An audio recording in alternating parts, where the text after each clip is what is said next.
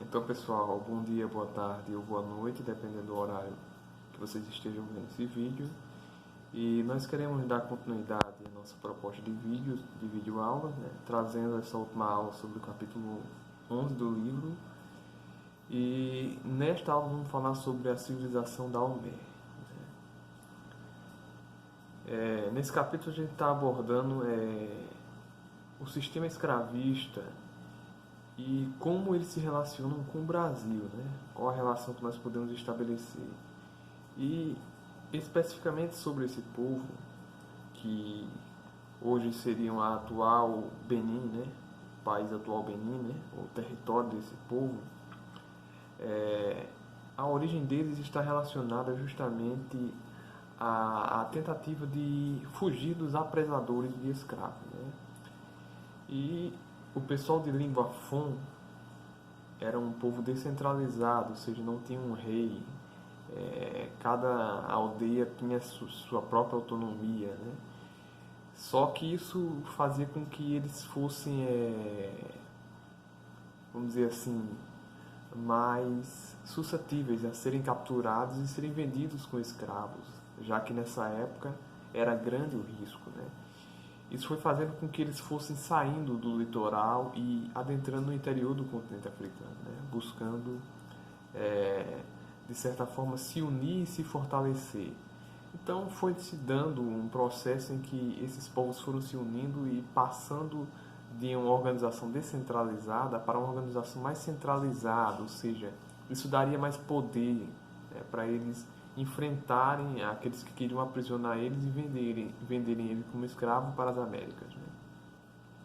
E o povo inimigo do Daomé, né, que fez com que esses povos de línguas Fon se unissem para formar a civilização Daomé, né, eram o pessoal, o Império de Oiôs, né? E o que permitiu a civilização Daomé se fortalecer, se militarizar, construir cidades fortificadas foi justamente a comercialização com a Europa, né? A relação comercial, né? Fez com que eles fossem se fortalecendo, ganhando poder. E foi então que em 1820 eles alcançaram a autonomia, se libertaram, deixaram de ser tributários do Império Oiôs, né? E passaram a ter autonomia. E interessante, né, que eles saíram da posição de serem ameaçados, de serem escravizados, e acabaram sendo eles mesmos escravizadores, né? Acabaram se fortalecendo tanto, tendo tanto poder, que conseguiam escravizar outros povos, né? E deixa eu ver se eu posso destacar mais alguma coisa aqui. Isso, né?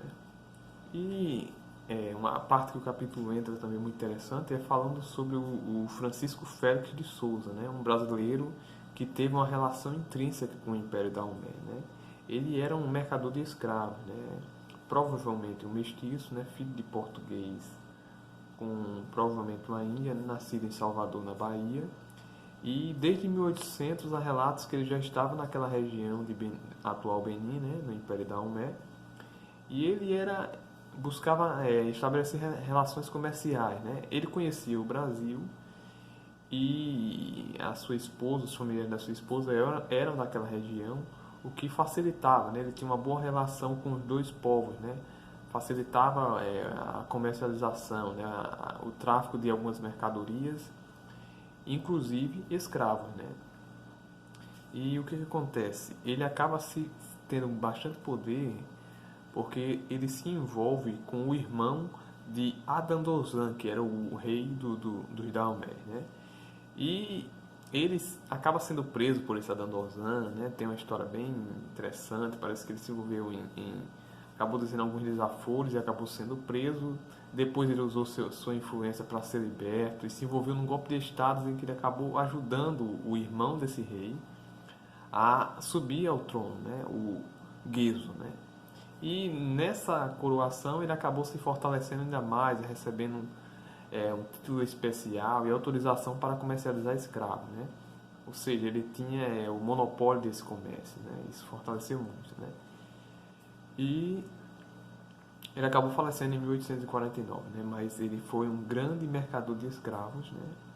porque ele tinha essa relação e acabou sendo privilegiado por ser amigo do rei, né, do que se tornou rei, né? E o que a gente pode sugerir como atividade para vocês é vocês analisarem bem, levantarem alguns aspectos sobre Francisco Félix de Souza, né? Levantar alguns dados, a ficha desse indivíduo, se tem algum episódio interessante na vida dele, né? É muito fácil, só vocês ir no Google, dar uma googada lá e pesquisar esse indivíduo, né? É o que nós sugerimos de atividade para vocês.